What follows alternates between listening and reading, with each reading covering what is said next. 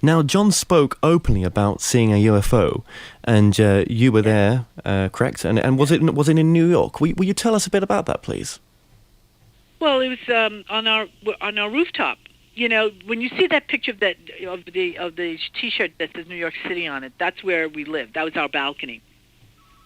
And what had happened was that we were on the balcony, and it turned out that all of a sudden, John was out there after a summer's night, and he's just out there because we faced the East River, and as we were facing the river, you could, he's just having a cigarette smoke, and he's looking out and just relaxing, and it's Friday night, and all of a sudden he says, oh, he sees this bright lights.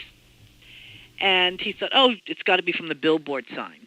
Now, meanwhile, I'm in the other room looking to put on some clothes because I've just ordered pizza. And so it was quite funny.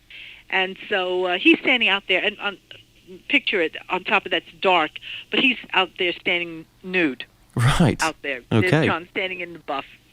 And he realized, he says, wait a minute, we don't live in an area where there's, billboard signs. So he turned his head, and he saw this thing. And he's yelling for me, and now I'm sitting in the other room going, yeah, okay, fine, I'm not paying attention. And he yells, and he goes, now. And now I come running out, and now we have two people who are in the buff standing out, and I'm going, what is that? What are you talking about? Yeah. And he goes, look, and I said, oh my God. And I realized it's a UFO, and I'm going, and he goes, you're seeing what I'm seeing. I said, and I'm screaming, oh my God, it's a UFO. And there's nobody, not my neighbor who has a staircase that, that they could have come up and said, is this anything wrong? And I'm screaming, and there are not one apartment is lit up anywhere around us. And I realized afterwards, and I watched this thing for about a good solid 10 to 15 minutes. It was slow moving, and it was not that far above my head. I could see the outline. It had white lights that were going on and off, and it had one solid red light on top. So how close was it, would you say, May? How close was it? I would say it was about 2 or 3 stories above our head, which is not that far away. And I always said that if Reggie Jackson at the time, who was a great baseball player, could hit a home run, he could probably hit this thing. Right, okay. So it's pretty close. It was pretty close, and you could see it. There was no noise out of this thing. No, that's a strange thing, isn't it? We could see the street below us. And what sort of shape was it? What shape was it, May? It was a round shape. In this case, it was round. And on the bottom, you could see it was, like when you look at a car, if it's too hot, the heat wave, it's just blurry. Yeah. On the road when you're driving and it's very hot. Yeah. It's the same thing. You can see this underneath the ship. So sort of like a shimmery kind of effect, some sort of... A shimmery thing, right. Yeah. Like as if this was a hot, you can see it all just, just shaking, a little wavy thing. Well, that's... And I'm looking at it going, oh my God. Yeah, that's a classic sort of UFO description. I mean, how long was the craft there for? Well, it was so weird because it took its time coming down, and it went sideways at one point. And I just looked at it going, it just went sideways. And I'm staring at it. I'm looking through with binoculars and I had my camera that had surveillance film in it, and I said, let me see if I could take anything. And later on, when it was developed, it looked like my whole film had just been overexposed. Do you know if there was any calls from anyone to authorities that night of other strange objects? Yeah, apparently we had some people. We had someone call up, and they called like the local police station and the Daily News, not the New York Times, but the Daily News. And a couple of people had said they had spotted something strange. One of them had said that they had gotten a strange call around in the 80s. We lived in the 50s in numbers, if you know Manhattan. Sure. We lived in the 50s, and in the 80s along the East River. And I said, well, then that makes sense because we lived in the 50s along the East River. So it was traveling down by the river.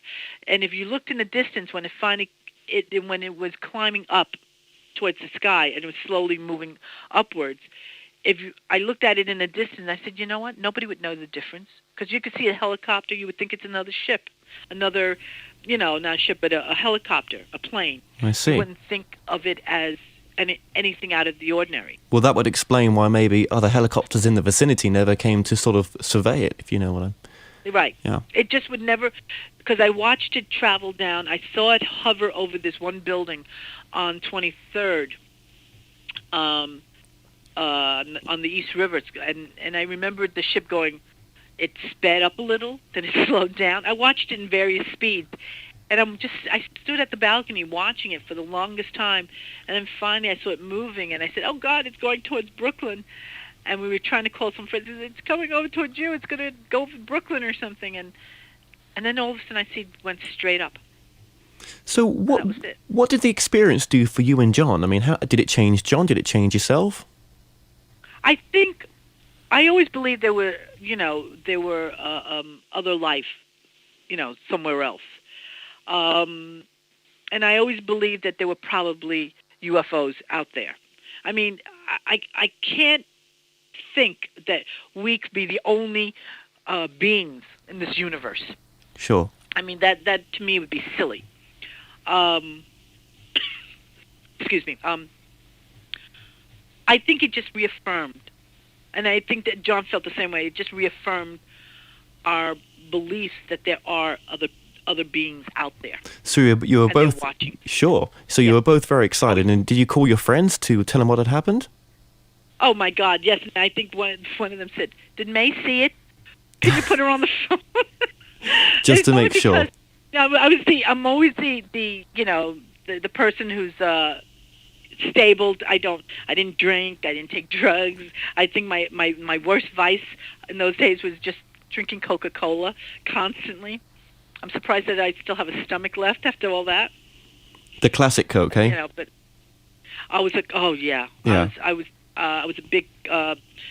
Well, they call it classic, but that old formula. And I used to have bottles, and anybody who came to our home, whether it be in Los Angeles or New York, the bottom part of the shelves are lined with, in those days, there were no cans, they were bottles. That's right, And that's they right. were just bottles of Coke.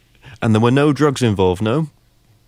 None. None, no. None. So, Because, I didn't take any, that's not something I No. did, and it was just, so it was quite interesting to see this.